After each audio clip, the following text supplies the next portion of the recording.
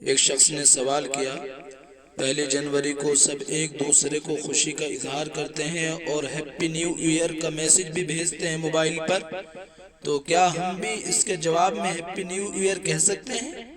کیا ایسا کہنا حرام ہے؟ کیا ایسے کہنے سے ایمان ختم ہو جائے گا؟ جواب: ہیپی نیو ایئر کہنا حرام تو نہیں ہے، اور نہ ہی ایسے کہنے سے آدمی ایمان سے خارج ہوتا ہے، تاہم پہلی جنوری کو ہیپی نیو ایئر کہنا یہود و نصارہ وغیرہ کا طریقہ ہے، اس لیے ہیپی نیو ایئر کہنے سے احتراز کرنا چاہیے۔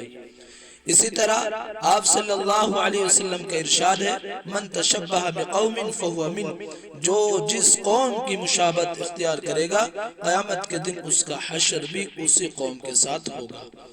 آج 31 دسمبر ہے اور کل سے 20ویں سال کا آغاز ہوگا۔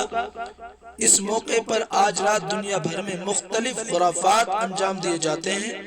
دنیا بھر میں لوگ آج رات لاکھوں روپے گناہوں میں برباد کرتے ہیں۔ ہم مسلمان ہیں، ہمیں اسلام اس بات کی قطعی اجازت نہیں دیتا کہ اسلامی تعلیمات کے پیش نظر ہمیں ان سب خرافات سے بہت دور رہنا چاہیے۔ آج کل نوجوانوں میں دوسروں کے دیکھا دیکھی اس لعنت کے عناصر پنپنے لگے ہیں۔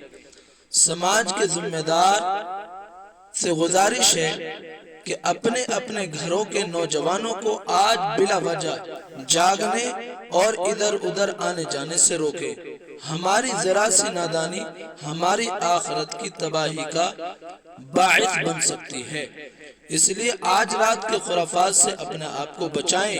کسی بھی قسم کے لغویات میں اپنے آپ کو ملوث نہ کریں۔